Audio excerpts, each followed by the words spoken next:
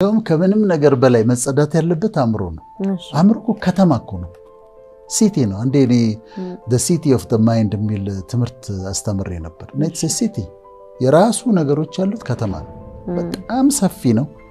እስካሁን ድረስ በደንብ ያልታወቀ ምን እንደሆነ በደንብ ከብሬን ይታወቃል። ማይንድ ግን በደንብ እስካሁን ድረስ ያልተረዳ ነው። ሰፊ የሆነ መጸዳት ያለበት ነው። አሁን ስናስረዳ ይገባቸዋል። ጥርቅ ጋርገን በደንብ ካጸዳ ነው ማይንዳችን አምሯችን ከወለወል ነው እስኪያንጸባረቅ ድረስ ከወለወል ነው ሰላም እናገኛለን። ምክንያቱም እነዚህ ናቸው። ምን ያጋጥምሻል አይደለም? ድንገት ቁጭ ብለሽ ሰዎች ሀዘን ክብብ ያደርጋቸው ዝም ትክዝ እዘን ማለት በሰላም ቁጭ ብለሽ ድንገት ርብሽ ማለት ጭንቀት፣ መጨነቅ፣ መረበሽ ከዛ ትታወቂያለሽ። የማታውቂው ሀዘን ይመጣና ይከብሻል። በሰላም ምንም እኮ አልተፈጠረም፣ አዲስ ነገር የመጣ የለም። ግን እንደዛ መተከዝ አለ፣ ማዘን አለ። ወይ ይመጣና ድንገት ፍርሃት ይልሻል። ይሄ የብዙ ሰዎች ኤክስፒሪየንስ ነው። ይሄንን ለማስተካከል ነው የምንመካከረው ዛሬ። አምሯችን እናጸዳና ከኛ ጋር ቁጭ ብለው ዛሬም ስራ አላቸው ያጸዱና ከዛ አጀስት ይደረጋል። ማይንድ ደግሞ ልክ ይሄ ካሜራ አጀስት እንደሚደረግ የተለያዩ ቴክኒክ ላይ አጀስት እንደሚደረግ ማይንድ ሴትሽን አጀስት አድርገዋል እንዲያስተካክሉት። ያንን ሲያረጉ ሰላም ያገኛሉ። እና የሚረብሹንን ነገሮች እናነሳለን። ከዛ እንዴት እንደምናስተካክላቸው ደግሞ እናያለን።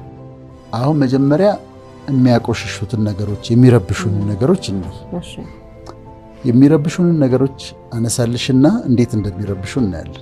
እነዚህ ኮግኒቲቭ ዲስቶርሽንስ ይባላሉ። ሐሳብን ዲስቶርት የሚያደርጉ ሐሳቦች ናቸው ወይም አስተሳሰቦች ናቸው። እዚህ ውስጥ መጥተው የሚረብሹን በሰላም የምንኖረውን ሰዎች የሚረብሹን ነገሮች ናቸው። አንድ ባንድ እናያቸዋለን። የመጀመሪያው አንደኛው ማግኒፊኬሽን ይባላል። ማግኒፊኬሽን ማለት አንድን የተፈጠረን ነገር ከመጠን በላይ አጉልቶ ማየት ማለት ነው። በጣም አጉልቶ ማየት። ብርጭቆ ተሰበረ፣ በቃ ተሰበረ። ለምን ተሰበረ? እንዴት ተሰበረ? ለምንድን ነው በጥንቃቄ የማትይዥው? በገንዘብ ነው እኮ የሚገዛው። እንዴት ጥለሽ ትሰብሪዋለሽ? ልጅን ወይም ደግሞ ሰራተኛን ምን እያደረጉ ነው? ማግኒፋይ እያደረጉ ነው። ብርጭቆ እኮ ተሰብሯል፣ በቃ ሄዷል። ሌላ ብርጭቆ ነው መገዛት ያለበት። እነዚህ ማግኒፊኬሽን እያንዳንዱ የሚፈጠሩ ነገሮችን አጉልቶ ማየት ነው። ሁለተኛው ሜንታል ፊልተሪንግ ነው የሚባለው። ይህም ደግሞ አንድ ሰላማችን የአእምሮ ሰላማችን የሚነሳ ነው። ሜንታል ፊልተሪንግ ማለት ብዙ ጥሩ ነገሮች ሆነውልን አንዲት ጥሩ ያልሆነች ነገር ሆናለች። ከዛ ሜንታል ፊልተሪንግ ምንድነው የሚያደርገው? ትኩረቱን እዛ ላይ ያደርጋል፣ ያቺ ያልሆነችው ላይ። ምሳሌ ልስጥሽ። 2000 ሰው የተሰበሰበበት ቦታ ላይ አስተማርኩኝ። ህዝቡ ተደስቷል፣ ያጨበጭባል። በጣም ሪአክሽኑ አስገራሚ ነው። ከመሃል እያስተማርኩ አንድ ሰው ተነስቶ ወጣ። አንድ ሰው ነው ተነስቶ ወጣ። ወደ ቤት ሲሄድ ምንድነው የማስበው? ስለዛ ሰውዬ ነው የማስበው። ይሄ ሜንታል ፊልተሪንግ ይባላል። ሚስት ብዙ ጥሩ ነገሮች ይኖራታል። አንድ ግን የምታጠፋው ነገር አለ ወይ የመርሳት ችግር ይኖርባታል፣ ትረሳለች። ባል ሁሉም ኳሊቲዋን ይተውና አንዷን ችግር ላይ ብቻ ያተኩራል። ባል ብዙ ጥሩ ኳሊቲዎች ይኖራታል፣ አንድ ግን ድካም ይኖረዋል። ሚስት ፎከስዋን እዛ ላይ ታደርጋለች። ይሄ ሜንታል ፊልተሪንግ ይባላል። ይሄ መስተካከል ያለበት አሁን ልናጸዳ አይደለም። ቅድም ማግኒፊኬሽን ብለናል። ይሄ ማጋነን የተፈጠረውን ችግር እሱን ጥረጉና አውጡት። ሁለት እቺ ኔጌቲቭዋን መርጦ እሷ ላይ ማተኮርን እሱንም ጥረጉና አውጡት። ሶስተኛው ኮግኒቲቭ ዲስቶርሽን መስተካከል ያለበት ዲስካውንቲንግ ዘ ፖዚቲቭ ይባላል። ዲስካውንቲንግ ዘ ፖዚቲቭ ማለት የተሰጠሽን ጥሩ ነገር ደግሞ ማጣጣል ነው።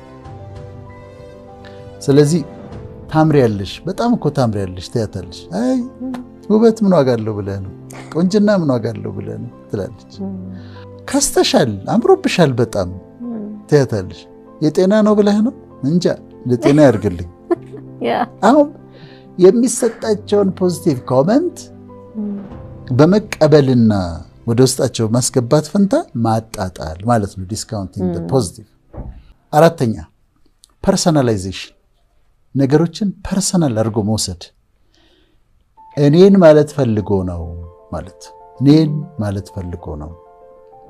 የሚገርምሽ የወር አበባ ሲያቆም ሜኖፖዝ ሲመጣ ትንሽ ቆዳ ሸብሸብ ይላል እላታለሁ። ቆዳሽ ተሰብስቦሽ ተሸብሽቧል ማለትህ ነው ትላለች። ይሄ ምንድን ነው? ፐርሰናላይዜሽን ነው። ትምህርት እኮ በጣም ነው የሚለውጠው። ማንበብ እና መማር በጣም ጥሩ ነው ትይዋለሽ። አለመማሪ ልትነግረኝ ፈልገህ ነው ይላል። አለመማሪ ልትነግረኝ ፈልገህ ነው። ይሄ አንዳንድ ጀነራል የሆኑ ኮሜንቶችን ፐርሰናሊ ወስዶ ከዛ ችግር እንዳለበት አድርጎ መውሰድ። ለምሳሌ እዚህ በጣም ቆንጆ ቀረጻ ነው ያለው አይደለም፣ ግን አሁን አንድ ኮሜንት ብንሰጥና ይሄ ችግር ቀረጻው ላይ ትንሽ ችግር አለ ብንል አንዱ ካሜራማን ፐርሰናላይዝ የሚያደርግ ከሆነ እኔን ማለት ፈልገው ነው፣ በቃ እኔ ላይ ኮሜንት ማድረግ ፈልገው ነው ይላሉ። ተማሪዎችም ጎበዝ እንድትሆን ማሻሻል አለብህ፣ በርትተህ አጥና፣ ማሻሻል አለብህ ተብሎ ተነገረህ ማለት አትችልም ማለት አይደለም።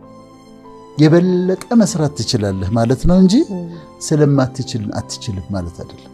ስለዚህ ፐርሰናል ነገሮችን አለመውሰድ፣ ይሄ ደግሞ ጥሩ ነው በጣም። ፐርሰናላይዜሽን አንዱ ኮግኒቲቭ ዲስቶርሽን ነው። አምስተኛው ብሌሚንግ ይባላል። ሰልፍ ብሌም፣ ራስን ብሌም ማድረግ፣ ዝም ብሎ ያለ ራስን እናቶች ብዙ ጊዜ ያደርጉታል እና ላንሳቸው። ራስን መውቀት፣ እኔ እንዲህ ባደርግ ኖሮ እኮ እኔ ነኝ እኮ ጥፋተኛ፣ የኔ ጥፋት እኮ እኔ ልጆቼን እኮ የገደልኳቸው፣ ልጆቼን እኮ የበደልኳቸው እኔ ነኝ ደንቆሮ ይላሉ። ራሳቸውን ብሌም ያደርጋሉ። አሁን ልጅ ችግር ሲገጥመው እናት ዝም ብላ ራሷን ብሌም፣ የኔ ጥፋት እኮ ነው ማረባኔ ይላል አባት። ብሌሚንግ themselves ራሳቸውን ብሌም እያደረጉ ነው። do not blame yourself, do not blame others። ብሌሚንግ ኮግኒቲቭ ዲስቶርሽን ነው። የአእምሮ ሰላም ከሚነሱን ነገሮች አንዱ ነው። ስድስተኛው ጃምፒንግ ቱ ኮንክሉዥን ይባላል። ጃምፒንግ ቱ ኮንክሉዥን ማለት ደግሞ በቃ ዘሎ ወደ እንትን መድረስ፣ ድምዳሜ ላይ መድረስ። የልጁ ክርስትና ባለፈው ነበረ አልጠራኝም፣ የአጎቱ ሰርግ ነበረ አልጠራኝም፣ ስለዚህ ይጠላኛል፣ he hates me፣ ይጠላኛል ብሎ ኮንክሉድ ያደርጋል። ይሄ ጃምፒንግ ቱ ኮንክሉዥን ነው።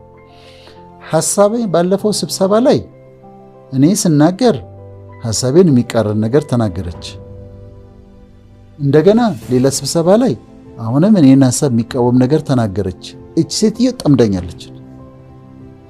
ጃምፒንግ ቱ ኮንክሉዥን፣ ይጠላኛል፣ አይወደኝም፣ እንደዚህ ብሎ ማሰብ።